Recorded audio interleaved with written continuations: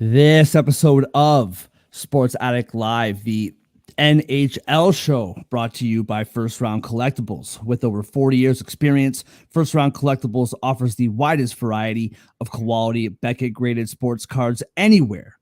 Representing 10 major sports, First Round has all your favorite players from all your favorite teams at great prices. We are proud of our knowledgeable staff and top-rated customer service, and our reviews vouch for our integrity. Visit us today at firstroundcollectibles.com and find your heroes. That's the number one, ST, roundcollectibles.com. First Round Collectibles, sports cards for sports fans. Yeah. Let's go. We just gotta go hard. I go the hardest. I bring the pain.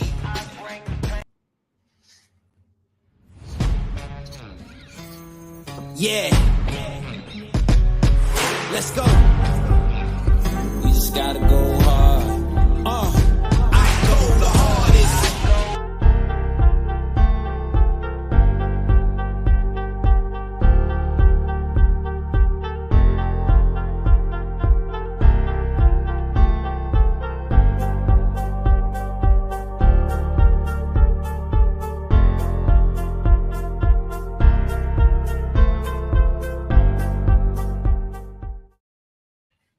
And welcome, Sports Addict Live, the NHL show. We're back, boys. How we feeling, Mr. Andre, John? Good to have you guys on. How are we? Doing pretty well. Glad to be here. How you doing? I'm doing wonderful, man. I'm doing wonderful. My intro music didn't work, technology and stuff. Was that the Chevrolet guy, the technology and stuff? Wasn't that from like the World Series or something? I can't remember what that was. But yeah, man, feeling good. Crazy weekend in the NHL last week. A pretty good week lining up for us this week. Lots to get to. So restarting the show, we did this for about a month, took last week off, and we're back. A little bit different format, but basically same thing. We're just talking hockey. So what we're going to do at the beginning of these shows is just go through what we learned and what we took away from the night before. But lucky for us, it's Monday, which means we have a whole weekend of things that we learned. So John, I'll start with you, man. What did you take away from the weekend that was in the NHL? Well, I'm going to go with my team, the New Jersey Devils.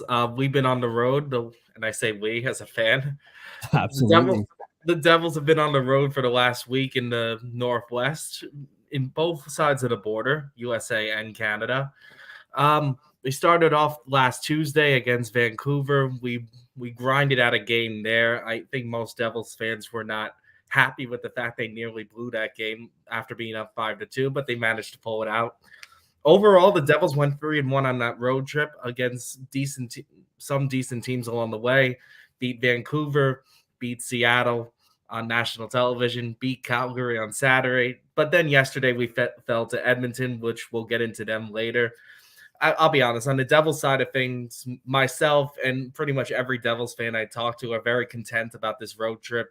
Going 3-1 on the road trip, I think, was very much needed before coming home on Wednesday to take on Boston, which I'm sure we'll talk about in a few days. But as far as the road trip goes, I was very happy with what I saw with the Devils. I like the fact they can win in different ways. Like they outshot Vancouver and overcame adversity, nearly blowing that lead. Thursday, I think we talked about this on our sideshow on Saturday. The Devils beat Seattle in rare fashion. It was the first time all season they won a game scoring under 3 goals. I was very happy to see that. Schmidt had a great game then too. And I think it's very encouraging as a Devils fan to finally realize we can win a game where we have to grind it out like that. Yesterday, like I said, most Devils fans are not really too upset about losing. It was a tough ask facing the hottest team in the NHL off a back-to-back. And that was our 4th game in 6 days on the road. So I don't think any Devils fan is going to be too mad about the loss. The 2 players I'm going to shout out on the Devils here were Jesper Bratt and Nico Hischier. I believe they had a point in every single game on that road trip. So I'm glad to be seeing some positive production out of them. And we seem to be right back in the playoff race now after this. Yeah, you've been calling Brad out for the last few weeks, so to see him step up is huge. A couple weeks ago, yeah. 100%. I want to talk about this playoff race, but I feel like it goes hand in hand with what our boy Andre has to talk about. Andre, what did you get from the weekend that was? What's going on with the Canes, man? Bro. 4-game losing streak. They went through Canada. I guess they're not done. They play the Senators still. And they couldn't score. They went 1 for 11 on the power play. How many total goals? 7? Yeah. It's real ugly. And I mean, they played the Oilers in one of those games. That was a 1-goal performance. They didn't get outshot either. They're taking low quality shots. It's just a mess over there. Brett Pesce's sick right now. Not a big deal long term, but may mess with him for the next game. Andrei Svechnikov had an MRI today for an upper body injury, so who knows how long he's going to be out, if he ends up being out. They're 6th in points percentage in the Metro right now. They're 10th in the Eastern Conference standings in points percentage. So this is a team that most people assumed would be fighting for the Metro division, obviously. Yeah. And they've just been a mess all season. And it's getting bad again. Just when we thought they were turning the corner, getting back together, it's starting to fall apart. So yeah, North Carolina's capital, Riley, it's not going well. And there's a reason I brought up the capital, because I know what you're going to touch on.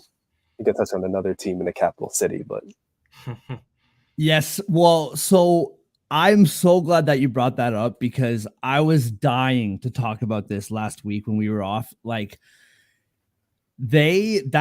so that game against the Oilers, I could not believe how bad they looked. Like, it was unbelievable. And the Oilers won, I believe, 6-1, if memory serves me correctly. Yeah.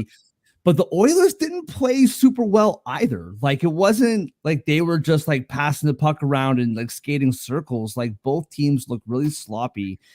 But the Hurricanes, like, everything the Oilers shot on net was going in. I think, like, wasn't it like 4-0 within 10 minutes or something like that? Edmonton was up big early in that game. Yeah, dude. And it was on national television in the States. And that's why on Saturday night, I was texting you guys, like, why is Vancouver Dogs at home against this team?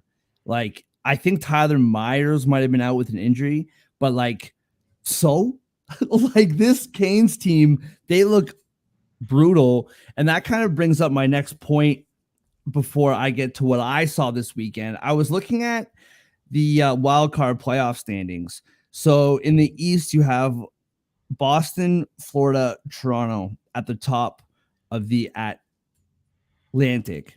And then you have Rangers, Philly, and Washington, which I think we'd all agree that the Washington probably that won't last. But I think Philly's here to stay personally. I don't know what you guys think.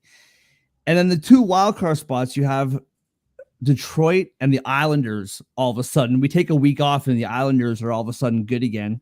Yeah. But then you have Tampa Bay, Devils, Carolina, Montreal, Pittsburgh, Buffalo, Columbus, Ottawa, all ranging points from 31 to 22 at the bottom of that. So if you're looking at the Devils and you're looking at Carolina, and people thought Pittsburgh might bounce back this year, make it to the playoffs, like, besides Washington, who are you taking out here? Like, who's missing? Like, maybe Detroit, we're going to talk about them in a couple minutes. Maybe the Islanders, but like Carolina Devils, and then you have Tampa Bay, Pittsburgh. Like, there's only 2 spots, right? Like, it's going to be tricky. I could argue for Philly dropping off too. Sure. I think I'd lean towards Philly dropping off as well. I'm not completely sold on them. But I think the Devils are going to make it. The Devils, they have the offense. They're going to heat up. I don't think that's the issue.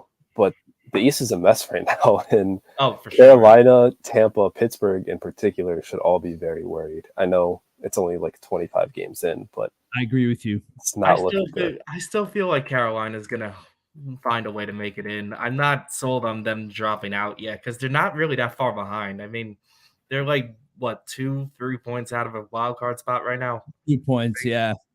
Do we really believe the Capitals and the Islanders are gonna hold up? I mean, the Capitals, no, but like they're doing the thing though. Like they're scoring 4 goals every night. Like We're I still mean, only a quarter through this season, though. We have to see how their legs hold up in the second half. I agree with you. I think the one thing with Washington is that Ovi, like this is the big conversation, right? Is like Ovi going to eventually catch fire? Because if he is, then they're scoring 4 goals a night as of late. Obviously, that's not their average, but they're scoring 4 goals a night, and Ovi hasn't scored in like what 10 games. So it's like I don't think so, but I can talk myself into it. I don't know. Andre, what do you think? Well, nobody talked about the Islanders after you brought them up, and they're the king of the losers point right now. They just keep losing in overtime if they don't win. So, I mean, neither one of those teams on paper, or if you look at even goal differential, should be above 500, let alone in a playoff spot.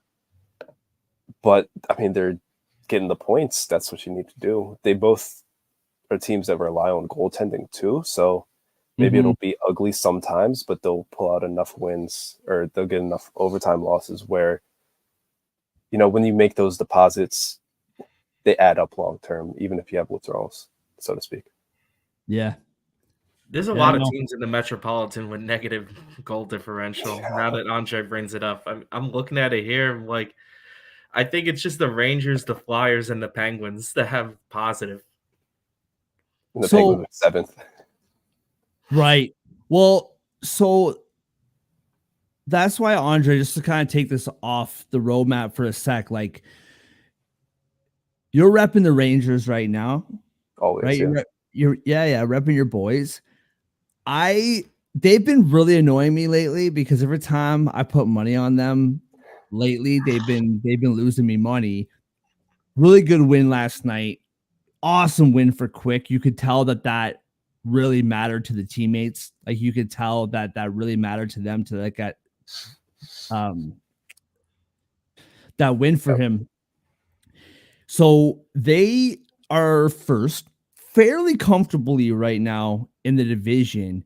Is there any worry in you about this team with how they've been playing, considering the fact that the rest of the division, I just think no one can keep up with this team long term? If we had lost to the Kings, I would have been in panic mode. That helped me breathe easy a little bit. I think Jonathan Quick's honestly been the better goalie between him and Shesterkin this year, which is nuts. And Shesterkin hasn't been terrible. It's just Jonathan Quick's been incredible. You guys are getting great goaltending no matter who's in net. Yeah. This year. It's really helped a lot. Obviously, we have guys like Panarin is also killing it. So I'm not too worried. Toronto is going to be tough on Tuesday, and then I think they play them again not long after that. They play Boston, Toronto like back-to-back after that. So that's going to be a tough, like 3 games in 4 stretch. That'll really, again, test them. But with the rest of the division, it makes it a little easier because we have a pretty nice lead already in the division. We bank the points. We can make the withdrawals. I know I just used that, but it's kind of where I'm leaning right now. I would like to see them win more, kind of apply more pressure, but they're fine. Every team go through slumps. Every team has downs. They're kind of playing sloppy lately, and it shows. But Sunday was a step in the right direction off of back-to-back. So.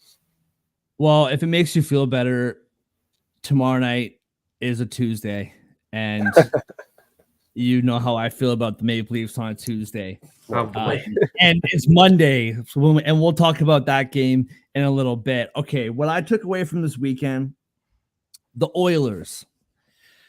The Oilers are now 12-12-1. They started off the season not that. 7-game winning streak, 25 points, 3 points behind Arizona in the wild card spot. They have creeped up to 6 goals per game.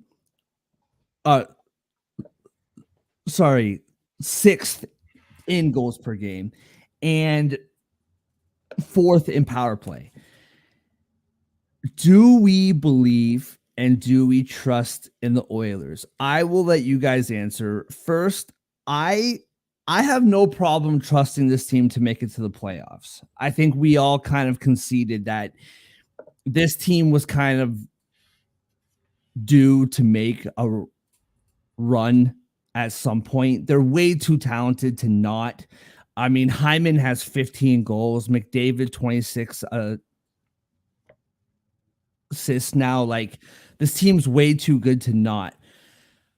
But they seem to do this every year when they fall off the face of the earth. And this year, they just happen to do it at the beginning, right? Like, they did this last year. They've done it in years past. I think we said a couple weeks ago, McDavid's had, what, like 5 coaches in the last 7 years or something like that? I can't remember exactly.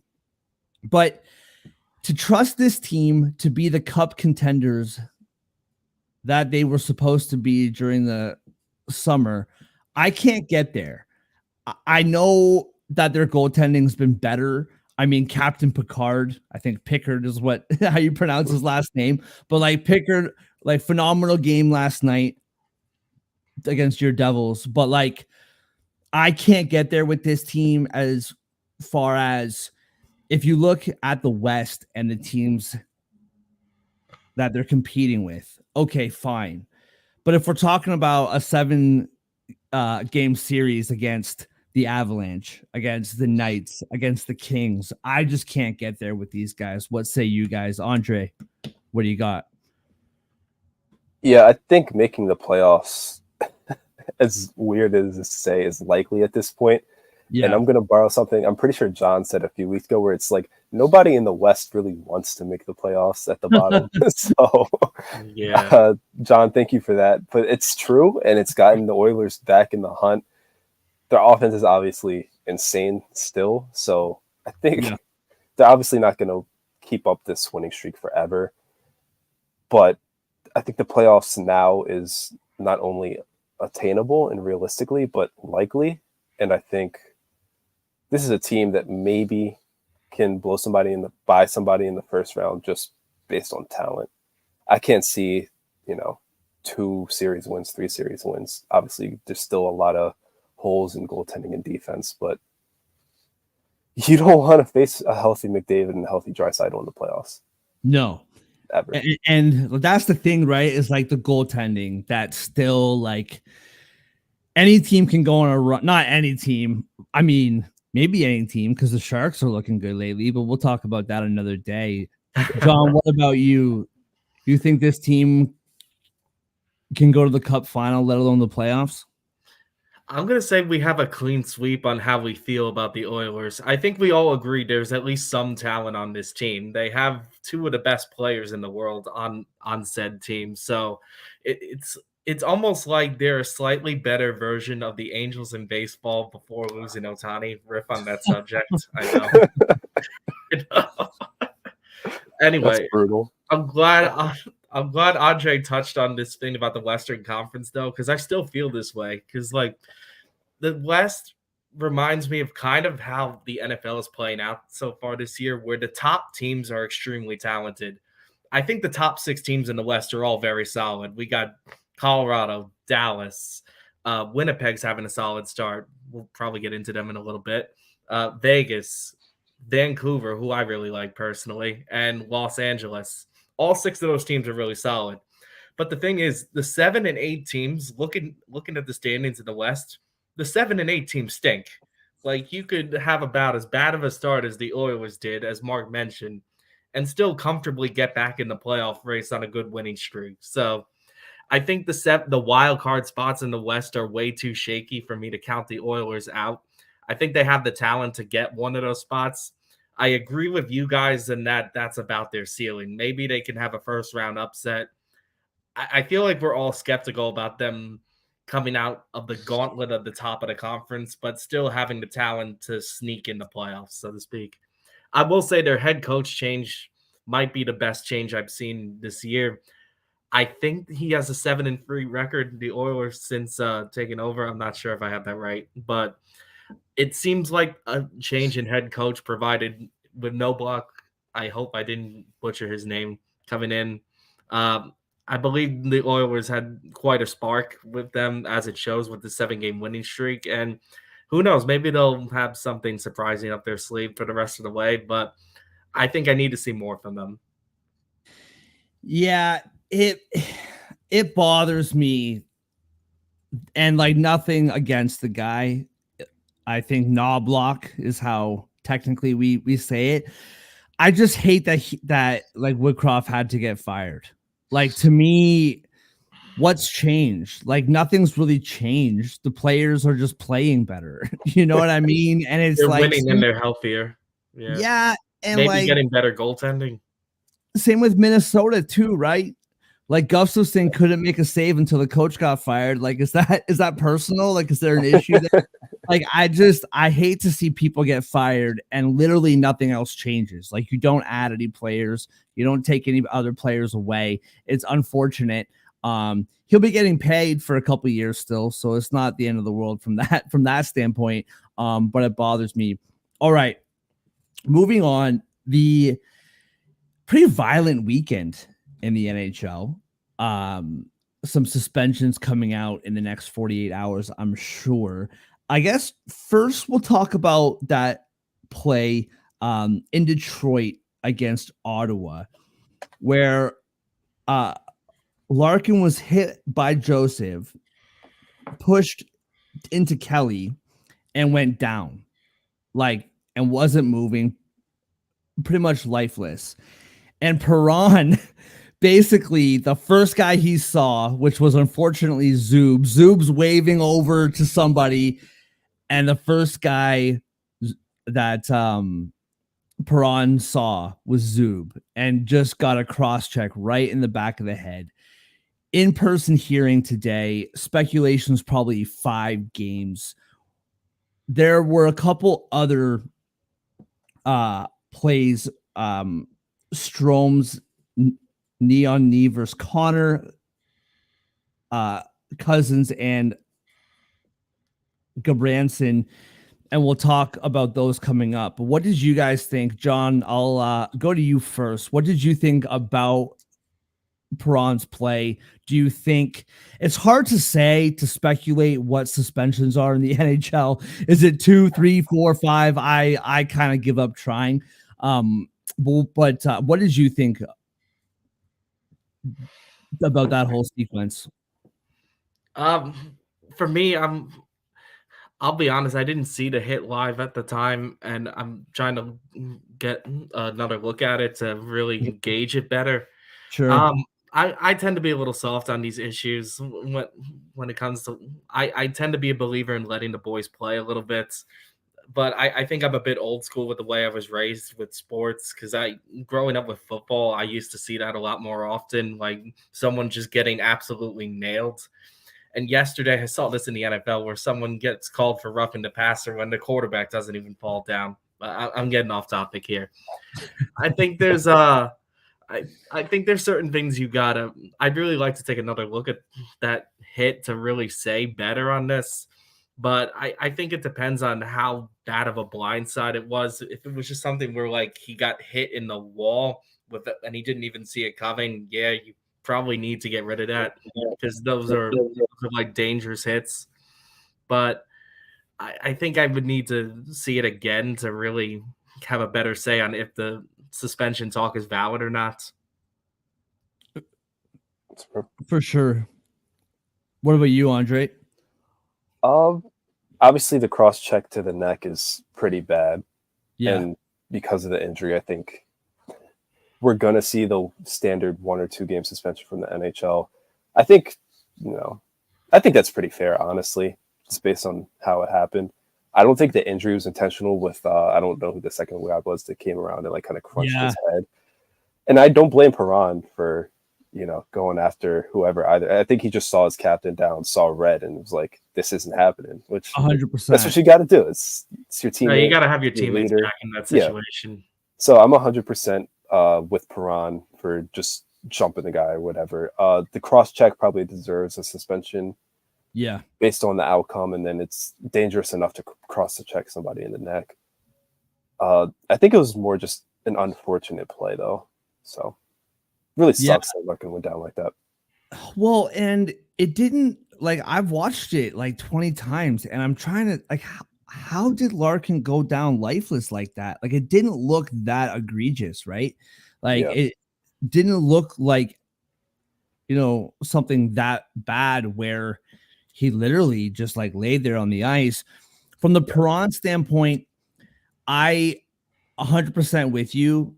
I think you got to retaliate on some level. It's the blindsidedness of it that bothers me. Is if you're face to face with somebody and you react a certain way. Zub, poor Zub, he's literally waving and just boom, gets hit from behind. That bothered me. I also think and we're going to talk about this with the whole Cousins Goodbranson thing, if you're going to retaliate and it's basically policing the game, right? And we don't see that much anymore in the NHL. You have to know going into it, you're going to get in trouble for this, but is it worth it to stand up for your teammates? And the Toronto Maple Leafs, man, we had this conversation a couple weeks ago playing Boston, and no retaliation. Marchman did something dirty, surprise, surprise, and no one did anything. And the whole city of Toronto is can somebody get suspended and help defend this, right? So I agree with Perron in the sense of you gotta stand up for your player. It's the whole blindside thing that I don't appreciate as much. Moving on, that Cousins Goodbranson. Sorry, Andre, you have something to say? Just real quick, why is Ryan Reeves there if he's not dropping? Oh, dude, I know. Well, it was shown after the play that he's sitting on the bench chirping Marchman, and it's dude, or Marchand rather, and it's dude, you're paid not to sit on the bench. Next time you're out there, go after somebody. And he's barely been playing. That's a whole other thing. Why we cut Sam Lafferty and sent him to Vancouver and paid Ryan Reeves $1.5 million a year or whatever it was. I have no idea. But the whole Cousins and Goodbranson thing, I had no problem with what Goodbranson did after. I thought Cousins' hit was dirty. I know it's a little bit speculation. I thought that when Goodbranson's coming around the corner, I thought Cousins leaned into those numbers. I didn't think he was necessarily trying to put his head through the boards, but it looked like he was coming at him with force, right? And to me, he got a 2-minute boarding call. I think that's right. You can probably argue 5 minutes, but I get the whole 2-minute boarding call. 2 seems right there. Yeah. And that's old school hockey, man. Yeah. He's going by the bench. Goodbranson is telling the whole bench, I'm coming for him. I'm just letting you guys know. And the next time Cousins skates by him, literally just pounces on him. And it's old school hockey to me. That's policing the game, policing yourselves. I think he should get suspended. I think that's right. But I like it. I don't know. And to me, the Panthers, we've talked about this before. The Panthers, they want you to hate them.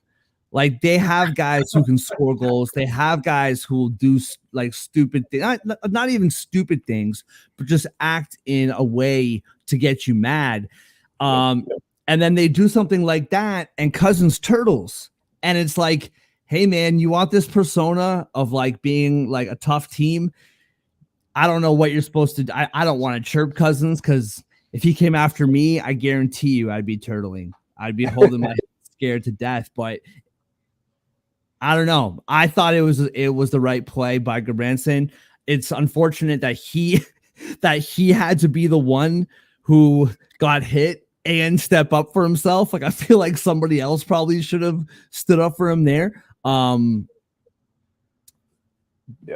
Andre, what do you think of it? Same thing? Yeah, pretty much the same thing. Branson did what he had to do. He told everybody he was going to do what he had to do. So Yeah. no issues with that. I think the worst part of that play was that I think they called it a 5-minute boarding at first and then reviewed it and took it back. I think that was the worst part and why it made it worse, or why Branson had the opportunity and I guess drive to retaliate. But, you know, he did what he had to do. I don't blame him at all. Cousins wanted to take a run at him and he got what he deserved. That's why I feel about it. That's pretty much exactly how I would say it. Mark, I like your term for this, by the way, for like players policing themselves. I do believe in that myself, and I think I'm just an old school fan of sports where I don't mind the players chirping at each other a little bit. And like again, I stress I'm a bit of an old school fan. I did not think that hit was overly dirty. A little bit. I think it's like you're playing with fire a little bit where you can. I don't think I'm going to look at it too harshly, but just expects him to like fire back, and he did. So I think it's just like just know who you're messing with in that situation. Yeah. But I thought 2 minutes was fair and let the players take care of themselves. But I wouldn't be surprised if the NHL got into it at least with a fine at minimum. Yeah, I don't think Cousins is going to get in trouble at all.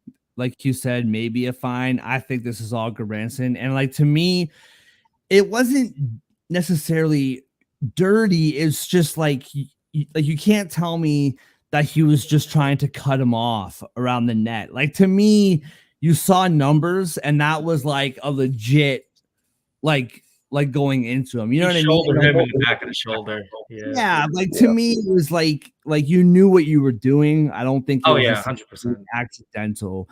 And then the last one, Connor versus Strome. This is the one that I don't know bothers me the most. The Perron, like I said, that blindside cross check's pretty vicious. But to me, I like, first of all, this shouldn't matter, but Connor is a very good player. And to lose somebody like him, like you don't want to lose anybody, but to lose somebody like him, luckily the Jets are a deep team. But at the same token, I thought Strome, and listen, I know that hockey is the fastest game in the world. I played hockey not even close to this level. So if I'm playing and it's fast, then this is obviously a million times faster. I thought Strome had more than enough time to get out of the way. To me, it looked intentional, but I might be biased because Connor's been making me money all year. So maybe I'm just he's had a great year. Yeah. So definitely. I don't. What do you guys think about that play, and should Strome get suspended for that? Well, I saw that Strome's not getting anything extra. Oh, he isn't at all, which I think is kind of crazy. There's not even a hearing apparently.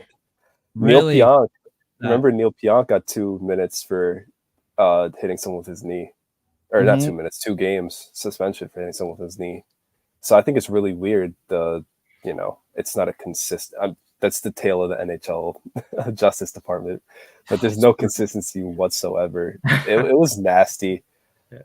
I hope Kyle Connor's all right because he's a great player. But I'm a little surprised the NHL's not looking into this a little bit just because of the stature of the player it happened to. Because Connor's been one of the best players in the league this year.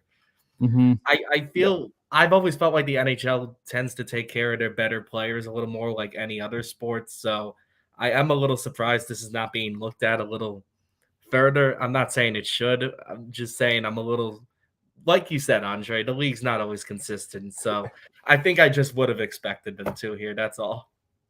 And the one thing that I've noticed with the NHL, you guys follow the other sports more closely, but like for me, it seems like the NHL more than any other league is like, if the player gets hurt, then that factors into somebody getting suspended, which I would argue shouldn't.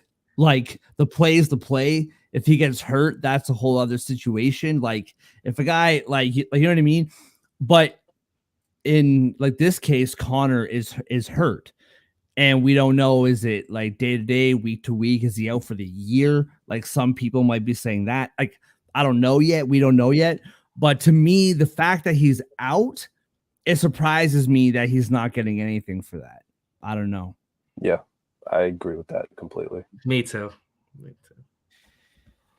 Well, hopefully tonight we don't see. I mean, I like violence, like safe violence. You know what I mean? I think that's just the definition of a hockey fan right there. We want to see violence. I want some big hits. I want, but nobody getting blindsided in the back of the head and no knee on knees, none of that stuff. All right, moving on to tonight's action. All right, my boys, Toronto Maple Leafs in the Island, New York Islanders. Toronto minus 130 favorites, minus 1.5 on the puck line is plus 195. Over under is 6 at minus 102. Plus 1.5 for the Islanders is minus 238.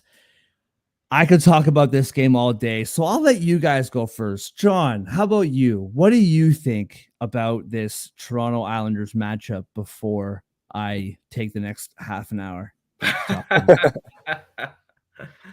Well, I'm intrigued to see how this one is going to play out. It's the only game on in my local area, so I'll have to keep an eye on this a bit.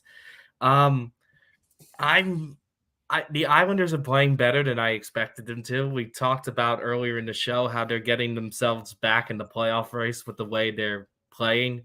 You guys mentioned this in our private chat. Both these teams are rather hot right now, like 7-1-2 in their last 10. Something's got to give tonight. I think we all agree Toronto's the better scoring team. Like, the Islanders are averaging like 3 goals a game, if that's, and Toronto's averaging 3 1/3. And I still might take the Islanders plus money. I think I trust their goaltending a little bit more. Plus 110 with the. I know it hasn't been always consistent this season, but I think at plus 110, I'd be very tempted to back the Islanders here. I don't say that confidently, but I'm considering it. What about you, Andre? My favorite play here is the over, actually. And right now they have it, over 6 at minus 102 on DraftKings. Yeah. And it's mostly because neither team is great in net. Both teams are allowing more than 3 goals per game this year. And then you look at what the offenses are doing lately. The Islanders are averaging 5 goals per game in their last 6. The Maple Leafs are just under 4 per game in their last 4. So that's why these teams are hot. They're scoring at a really high rate. So I'm really favoring the over more than anything in this game. Kind of a cop-out to picking a side, but if I had to pick a side, in my completely unbiased opinion, I would pick Toronto. So, is it completely unbiased though? Are you sure? Unbiased. Yeah.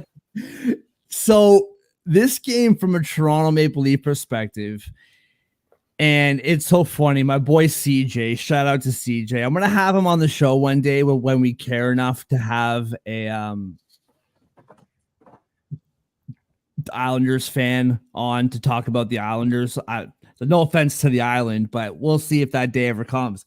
However, I texted him today because my big question to him was, do you guys still care that Tavares left? Because if you remember all those years ago when he left, they booed him for like 2-3 years straight. And quite frankly, I can't remember last year. I can't remember if they did or they didn't or whatever. And he told me that it's about split 50-50. Like there's some fans who still just hate him and they'll boo him anytime they can, and other fans who are kind of over it or whatever. But I kind of expect it to be hostile tonight, specifically for him. Now, the interesting thing with him is he has 998 points. He is 2 points away from 1,000. And if he got 2 points in the island, how poetic is that? Oh my goodness, it would be the best day. I would absolutely love it. And on DraftKings, you can only get over half a point for Tavares, but on FanDuel, if you're so inclined, plus 280 for Tavares to get 2 points. And I love that play. More just to cheer it on. You know what I mean? Sprinkle like into that one. Yeah, I man. think I'm gonna bet it just $5 or whatever. It feels poetic. I don't know. I love it. I think it's getting 2 points tonight. I think it's great. As far as a result goes, I'm with you, Andre. Like, I think that Toronto should win this game. I think if you pay attention to Toronto sports radio, you'd think that they've only won like 2 games all year. But the truth of the matter is they're 7-1-2 in their last 10. So is the Islanders. They're also 7-1-2 in their last 10. What intrigues me about the over, and you broke that down in the last 6 games, Andre. So in the last 6 games, they have outscored their opponents 27-22. This is the Islanders we're talking about. The game before that 6-game stretch, they got shut out. In the 5 games before that, they outscored their opponents 19-17 in 5 games. So like overall, the last 12 games, 11 of those, they've been scoring like 4+ goals basically every game. So I'm really interested to see. The Toronto Maple Leafs have 3 defensemen out on the IR. So it's like the Toronto Marlies back there right now. And with Joseph Wall down, I know Samsonov got the shutout on the weekend. But and if Samsonov's not in, then Martin Jones is in. And no disrespect to Martin Jones, but with the team scoring this well, I think the Leafs should be able to win this game. But I do like the over. What I will say is, you guys know how I love power play points. If we're talking betting here, William Nylander, 12 power play points, and he's plus 114 to get a power play point tonight. The Toronto Maple Leafs have the 9th best power play in the league, and the Islanders have the 29th best penalty kill. So I like that play, and the Leafs basically have those top 4 guys on for a minute and a half every power play. So that's probably my favorite prop. Emotionally, my favorite prop is Tavares over 2 points. I think, or 2 points or more. At plus 280, you got to throw something on it, root for the guy. And I just want to see, like, if he gets 1,000 points, I know the Islanders fans can be ruthless, but like, they got to cheer the guy, right? No, they're going to boo him. All 20 of them are going to boo. Hey, I gotta push back on that one a little bit. The Islanders are like my twin brother of fandom here. Us Devils and Islanders fans are small in numbers, but we're passionate. Yeah, I know. They used to rock the Coliseum out in Long Island, so they can get loud when they want to. Yeah, they are loud. He scored over 600 of his points with the Islanders. That just doesn't matter, eh? It doesn't matter. It's out of the window. I think it hurt the Islanders fans. Honestly, the Islanders rarely get talked about in my area. I mean, I'm from the New Jersey, New York area, but like every time John Tavares gets brought up, he's like, "Oh yeah, the guy on the Islanders," or "Oh yeah, basically the best player they've had in a long time." So yeah, I still think there's some hurt feelings there. Yeah, definitely. I just see people who have like Tavares jerseys and they like put like duct tape over and just put a bunch of swear words, like Oh, just yeah, like for just a sure. bunch of vulgarity over the back of these jerseys every time, which is hilarious. Like I gotta say, like it's pretty clever. All right, next up, my Arizona Coyotes. I love this team, and I'm not Oh my entirely sure God. why. But the Arizona Coyotes are in Buffalo. Bigger dogs than I thought they would be, to be honest with you. That says more about Buffalo to me than anything else. Plus 1.5 is minus 230, minus 1.5 on the Sabre side is plus 190. The over under is 6.5 at minus 108. John, what do you see in this game, man? I think I'm going under in this game. Buffalo's Hmm. just not a team I tend to trust, and I know they don't usually have extensive winning or losing streaks this season. But I mean, these two teams don't score a ton of goals, in my opinion. I mean, I think they average like 6 combined per game, so right around the number we're looking at here. Arizona doesn't strike me as a team that scores a ton of goals all the time. They have a great power play. I am a little concerned about that. But both of these teams have decent penalty kills. They're over 80% there. And Buffalo has a god awful penalty kill, like under 15% this year. I feel like Buffalo can contain the power play Arizona has. I think that's the strength for either team offensively in this game. I think 6.5 was a slight bit too high this game. I could see the final score of having like 6 goals combined. I'd go under slightly. What about you, Andre? Would you agree with that?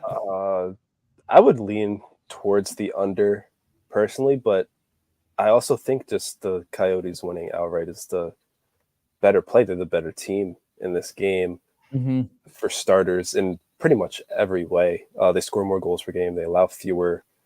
They're better on the power play. Their PK is 0.4% worse, so it's not even that big a deal. So there's that. There's also the fact that the Sabres have a 3-game losing streak at home, all in December. So I know Arizona's not playing the greatest lately. They lost their last 2, but they've been the better team all season. I think they're just a flat-out better team. At plus 110, I think you're getting great value. It's not like they played yesterday or anything, so I would take that personally. But another thing I really like in this game, I was doing some digging, Mark style, Let's go. and Casey Middlestat has not picked up an assist in his last 6 games. He has 16 assists. He leads the Sabres in assists. He had 11 in November in their 14 games. He only went 4 games out of the 14 without recording one. He's plus 105 to get an assist tonight. Ooh. I think he's overdue. So, give me Buffalo's leading scorer, their leading assist man, to finally pick up an apple in December. I love it. Look at you. I'm so proud of you. Yeah, I've been learning. He's rubbing off on us. Yeah, so I like the under as well. I'll probably stay away from the under just because, as both of you have kind of said in your own ways, I don't trust Buffalo for the life of me. Like, this team beat Boston the other day, and they I just don't know what this team's going to do. I have no idea. I really like, though, the Coyotes to win this game, though. I do. I think Buffalo or Boston, rather, they've been like this over the last little bit. Like, just a couple of these games where they lose to Columbus and they lose to Buffalo, and they just kind of take these nights off when they're playing lesser opponents. So I don't really read too much into them beating Boston. I think the Coyotes like plus value is just really good value. I'm a little bit biased. Just these, I love that they went back to. You guys have heard me say it 1,000 times. These Jeremy Roenick 90s jerseys. I'm so glad they went back to them. I could watch it all night long. It's the best. And I just think that the Coyotes have better firepower. 15th in goals per game. I know it's not crazy, but they just have more goal scorers, and they do have the better goaltending. If it comes down to that, they are 11th in goals against, where Buffalo is 21st. And I feel like Buffalo has a new goalie every night. I forget who's even playing goalie for them. And I just think the Coyotes. So on the prop side of things, Keller has 77 shots. Over 2.5 shots is plus 100, which kind of surprised me. He's getting 3+ shots per night pretty much every night, and that kind of surprised me. And Jeff Skinner, this shocked me when I saw it. I bet his over in shots pretty much all the time, and I know that they always hit, but it never really connected in my brain. He has 105 shots this year, and over 3.5 is minus 135 on DraftKings, which I know it's not the best value, but it's pretty much a lock. So minus 135, I get it. It's not the best, but if it's a lock, it's a lock, So that's kind of how I feel about it. And then Krause, he has 12 goals this year, second in the team in goals scored, and he is plus 200 to score a goal. So to me, for a guy who has 12 goals and you're plus 200, that's pretty good value. And he's on my fantasy team, so if he could also score for that as well. I got my second win of the year last night, by the way, boys, in hockey fantasy. It's a comeback. It's a comeback, boys. I'm coming. It's been a tough year. I could rant about my team all night long, but then people will wonder why they even listen to me, so I'll just save it. Next up, Detroit is in Dallas, and I worry about this game for Detroit. So you guys know, man, like I really like Detroit this year. I really like DeBrincat. I think he's done really well. Kane got his first goal for the Red Wings the other night. Larkin, Comfort, and Costin all on the IR. And I know Kane's back. I know he scored, but the guy hasn't played hockey in a while. I don't like those guys going down. So Dallas, this is how confident the books are that Dallas is going to spank the Red Wings tonight. Plus 120 for Dallas, minus 1.5. Like, that's pretty, you know what I mean? So I worry about this. I know that Detroit is second goals per game, but Larkin is responsible for a lot of that. They're both around the middle of the league in goals against. They're both Detroit is 10th on the power play. Dallas is 8th. It's the penalty kill. That's the huge disparity here. Detroit is 21st on the penalty kill, where Dallas is 3rd. And I just think with all those guys going down, Perron's not playing, I'm assuming. I still haven't heard. I don't know if you guys have saw since we've been on, if anything's happened with him. I'm assuming he's not playing. But either way, I just think that losing all those guys to injury is probably too much to overcome facing a very, very good Dallas team. Andre, what say you, man? I forget, by the way, who I've been going to first, so I've just Andre. I forgot to. Sorry, Josh, you've been going last. That's right, alphabetical. Love it. What do you got? Yeah, it says a lot that the Stars team has been slumping lately. They're 4-5-2 in their past 11, and they're favored by this much. I guess the team that's second in goals per game. So obviously the Larkin injury is huge. I think Perron had a hearing, or he's scheduled to have a hearing. Minimum 5-game suspension is the prevailing thought right now. Yeah. So there's a lot to be concerned about with this Red Wings team. Patrick Kane I love you, but you're 35. You're not adding much defensively, and offense isn't what the Red Wings were missing. So the fact that you're -3 in 2 games, it's not looking good. You got to go with the Stars here. I feel like they're just a flat out better team. They desperately need to start winning again. They need to bounce back from a 5-goal loss against Vegas. So with all of Detroit's injuries, it's going to handicap the offense a little bit. The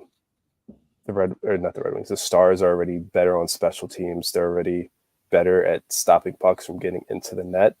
They're also at home.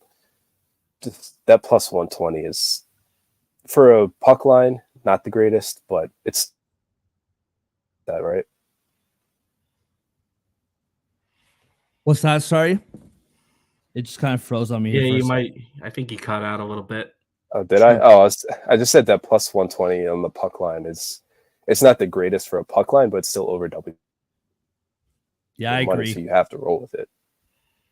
Yeah. 100%.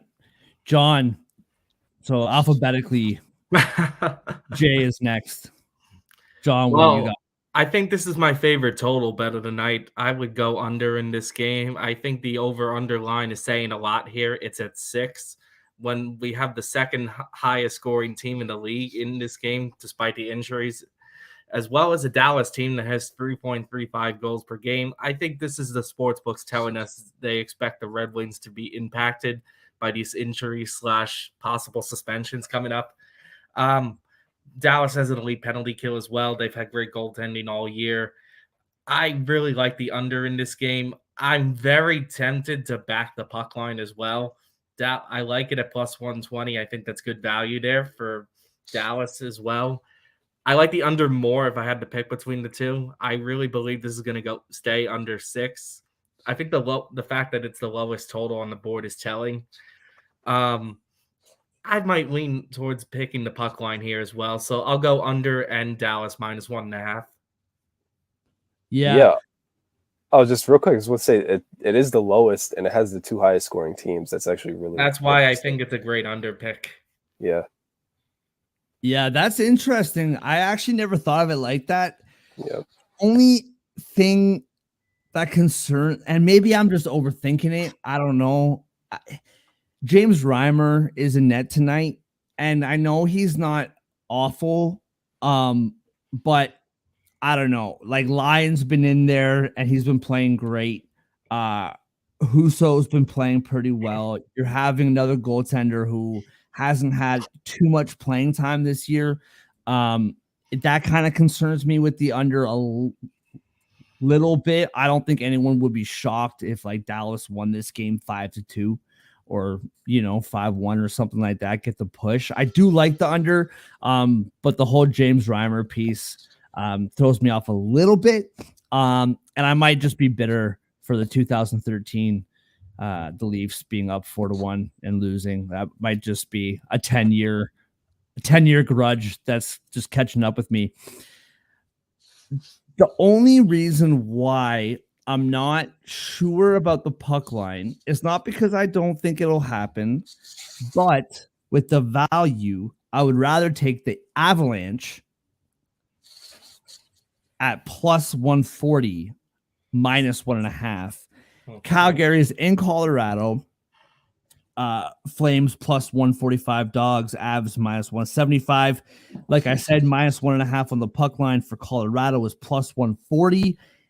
-166, though, is plus 1.5 for the Flames. Over under is 6 at -108 for the over.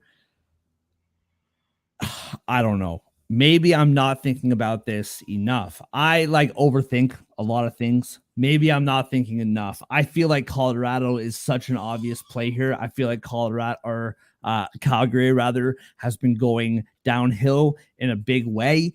I thought that the Devils to beat them on Saturday was the lock of the day. I told all my buddies who wanted to know who to pick. I told them pick the Devils. And I'm super glad that hit because I would have had like 10 people who lost money because of me, and that wouldn't have been a great feeling. But I mean, Calgary, 23rd goals per game, 22nd goals against, 28th power play. I know they have the 9th best penalty kill, but yeah, I don't know. John, I remember this time. Went to Andre first last time. John, why am I wrong, man? Do you think that Calgary has a chance at all in this game? I just don't see it. Before we go into this, can you say the puck line odds again? Just Yeah, as of an hour ago, -1.5 for the Avalanche was +140, and +1.5 was -166. okay. I think with that in mind, I agree with you. I do like the puck line here, given what I'm seeing from Colorado and Calgary this year. Calgary's just not really a team I've trusted the entire season, if I'm being quite honest. Yeah. I was also obviously glad they lost on Saturday. They're coming off that loss too. I think this is a tough assignment to play the Devils and Colorado, two teams that can really score back to back, and that'll have like track meet games. Colorado, I think, is just better in every fashion than Calgary. So I don't see a reason why. I don't see a reason why I wouldn't back the puck line here, picking this side, especially at +140. I'm gonna go against the grain here. I really like the under for starters. Just looking at the last 6 matchups between these teams, 5 of them finished with fewer than six goals. The only one that finished with more than 6 goals was a Calgary win in Calgary. Which brings me to my second point. I kind of think Calgary is going to win this game. The Avalanche are really struggling to score lately. Even in their win against the Ducks, they only put up 3. The 2 games after that were 2. The 3 games before that, they totaled 7. The offense just isn't there. And, Calgary knows how to play them. Calgary's a weird team to me. And I just feel like Calgary's going to pull this one out. I just looked at this game immediately. I was like, I really like the Flames in this one. I don't know. It was just in my head. So I'm fading the Avalanche's offense yet again. I think the slide continues. I think Calgary picks up a road win. They pull off the upset. That'd be a heck of a cash with the money line they have. Yeah. Interesting. Yeah. Once again, I could just be bitter. Like, I drafted Huberto for the 2nd year in a row, and I'm getting what I paid for. Maybe that's the deal. But yeah, that's interesting. I don't know. I mean, we've talked about this before. Excuse me. About being in Canada and just so much like negative like energy towards these teams. Maybe I'm just I don't know, brainwashed. I don't personally see. The amount of firepower Colorado has is just not even close with how much Calgary doesn't have. However, the points that you've made about how much they haven't been scoring lately is absolutely valid.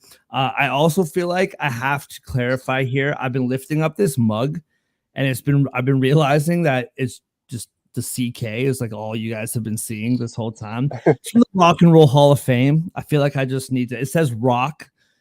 I just noticed like just CK, just super clear. All right, moving on to wrap up this episode of the NHL show on Sports Addict Live. Our best bets. Andre, what's your favorite bet for the night, bro?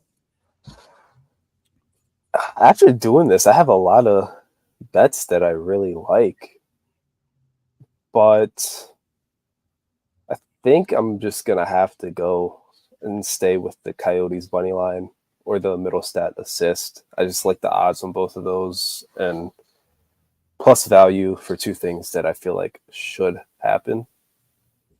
Like 75% of the time, the Coyotes winning tonight and middle stat picking up an assist. So I'll go with that as my best bet is Coyotes money line, and I'll go with middle stat as my player prop. Love 2 it. for 1. Love it. 2 for 1. Love it. John, how about you, bro? I'm gonna go back to Detroit and Dallas. I think the over/under there is very telling at 6. I can't help but look at that being the lowest one on the board. I think it's that way for a reason, given the injuries and suspensions that Detroit is facing. I like the under to hit there. I think I don't love it with the odds. I think I'm going to go back to the Buffalo Coyotes game as well. And I don't love the minus 135, but I'm just looking at Skinner, like 105 shots so far this year, over 3.5 shots. I just don't see how that doesn't hit. I really like that one. I like your little 2-for-1 idea there, Andre. I think the William Nylander plus 114 for a power play point, the 9th power play in the league against the 29th penalty kill, that really speaks to me. So I think those two I really, really like. Yeah, I'm too confident with my picks tonight as far as like, I think Arizona is going to crush. I think the Red Wings are going to get spanked. I'm so confident that it scares me. But is there any last thoughts for the people with regards to tonight's game before we shut it down for the evening? I'm really intrigued to see what Detroit does or how they look tonight. I think that's the biggest thing for me. I think it's really important too, because like they were a team that was on the fringe before the season started, right? And it's like, we don't know how long they're going to be, like these players will be out for, and they can't really afford to lose too much ground. If like Tampa Bay gets hot, like they're going to be hot. I don't know how much of an actual threat Pittsburgh is, but I'm 100% with you. Like Detroit can't afford to lose, and these odds, just like what we saw, like these odds are just so opposite. I just don't know.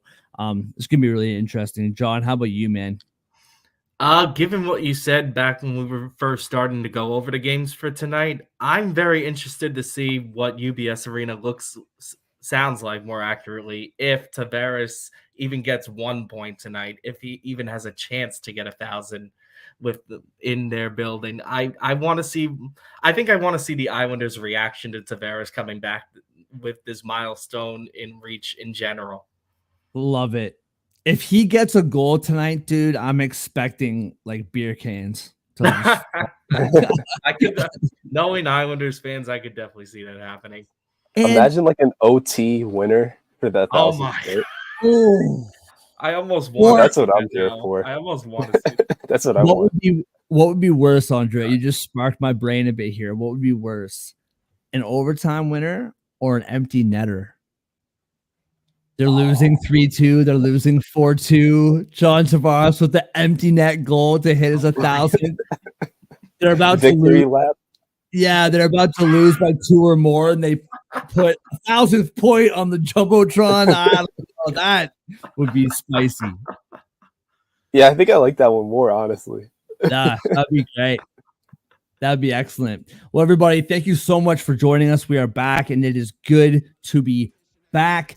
Join us tomorrow at 3:30 p.m. We will break down tonight's action. Last night, it's over. Tonight's action and break down tomorrow's games. Once again, thank you for joining me. Thank you to First Round Collectibles. We will see you next time.